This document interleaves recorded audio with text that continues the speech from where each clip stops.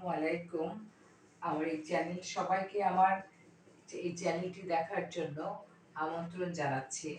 আমি আজকে present perfect টেন্সের নেগেটিভ ফর্ম নিয়ে আমি আলোচনা করব। আগে প্রথমে আরেকবারও বলে নিচ্ছি, প্রেজেন্ট পারফেক্ট টেন্স হচ্ছে কোনো কাজ এইমাত্র হয়েছে কিন্তু এটার ফলটা আছে বা এর প্রভাবটা আছে, সেটাকে আমরা প্রেজেন্ট পারফেক্ট টেন্স বলবো।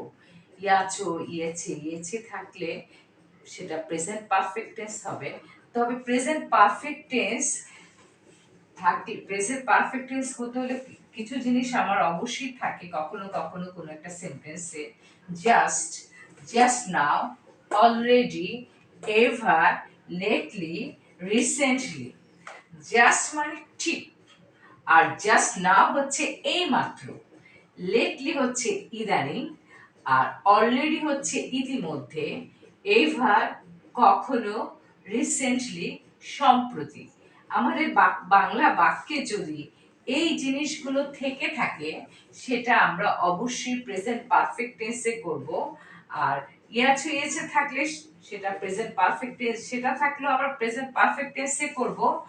আর আমরা যখন এই প্রেজেন্ট পারফেক্ট টেন্সটাকে যখন আমরা নেগেটিভ করব, সেটার স্ট্রাকচারটা হচ্ছে প্রথমে আমার সাবজেক্ট আসবে, হ্যাভ, সাবজেক্ট অনুযায়ী আমাকে হ্যাভ অথবা হ্যাজ, তারপরে নট যোগ করতে হবে যেহেতু এটা negative form.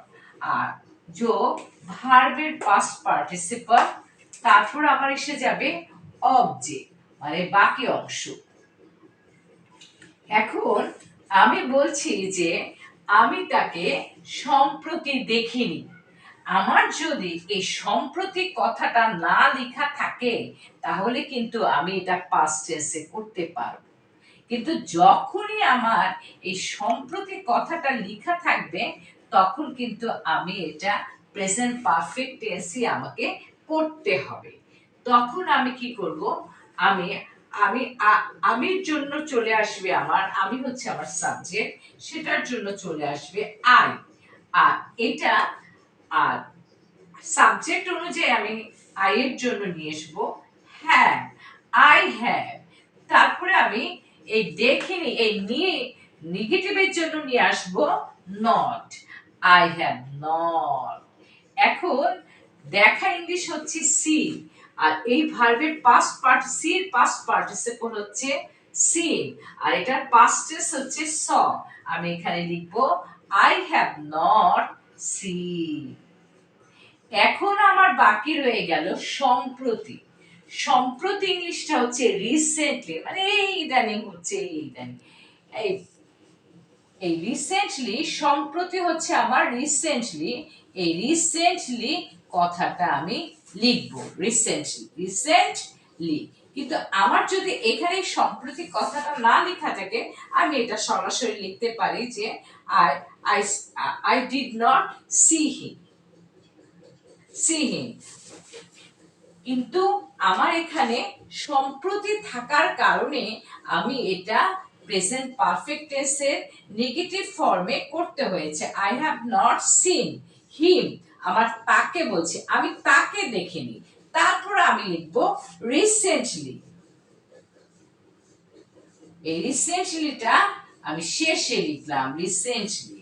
I have not seen recently. এগুলো আসলে এই যে এই কথাগুলো হচ্ছে এই রিসেন্টলি, এগুলো হচ্ছে আমার অ্যাডভার্ব রিসেন্টলি। তারপরে আমি আবার বলেছি যে সে এই মাত্র, এই মাত্র, এই সময়টা বোঝানো হচ্ছে, এই মাত্র বের হয়নি। এই মাত্র ইংলিশটা হচ্ছে জাস্ট নাও, জাস্ট নাও।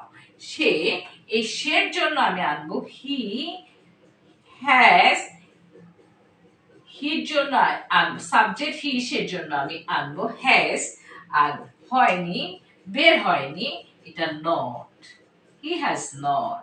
এখন বের হওয়া হচ্ছে কি গো আউট। এখন গোর পাস্ট পার্টিসিপল কি গন, আর এটার পাস্ট টেন্স হচ্ছে went. He has not gone. গনের পরে কিন্তু আমি আউট কথাটা বলবো, গন আউট।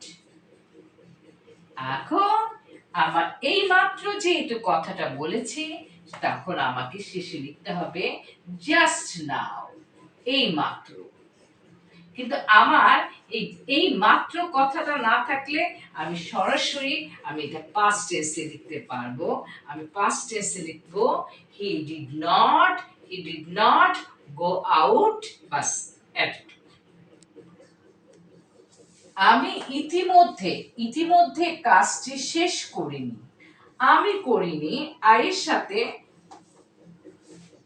তারা, আমি না লিখে আমি এখানে লিখলাম তারা। তারা এই ইতিমধ্যে কাজটি শেষ করেনি।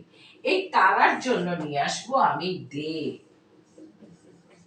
দে দে তারপর আমি সাবজেক্ট অনুযায়ী নিয়ে আসবো হ্যাভ। They have. আর করেনি এটার জন্য আনবো নট। They have not. তারপরে এই শেষ করা ইংলিশটা হচ্ছে ফিনিশ। এটার পাস্ট পার্টিসিপল হচ্ছে ফিনিশড।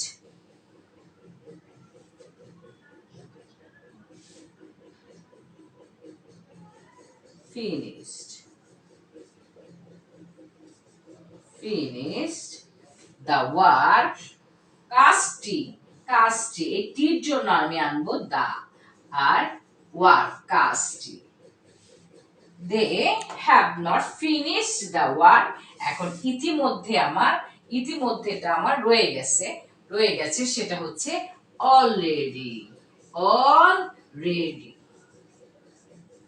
আর যদি আমার এই ইতিমধ্যে কথাটা না থাকতো, তাহলে আমি এটা সরাসরি পাস্ট ইনডিফিনিট টেন্সের নেগেটিভ ফর্মে করতাম।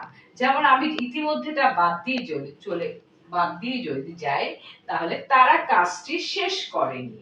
তখন তা লিখবো they did not have finished the work.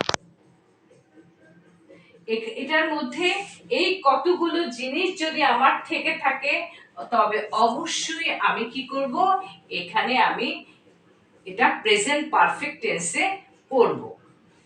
Present perfect, আবারও আমি বলছি, প্রেজেন্ট পারফেক্ট টেন্সটা এই এই মাত্র কাজটা হয়েছে, কিন্তু এটা ফলাফলটা আছে, এটা প্রভাবটা আছে।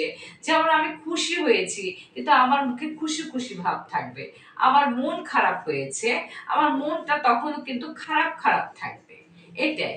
আর আমি তখনই বুঝবো যদি আমার ইয়েছে থাকে, আর সাথে এইগুলো যে সব সময় থাকে নট দ্যাট, এইগুলো যদি থাকে, তবে অবশ্যই আমাকে এটা প্রেজেন্ট পারফেক্ট টেন্সে নেগেটিভ ফর্ম যদি হয়, তাহলে আমার প্রেজেন্ট পারফেক্ট টেন্সে নেগেটিভ ফর্মে করতে হবে।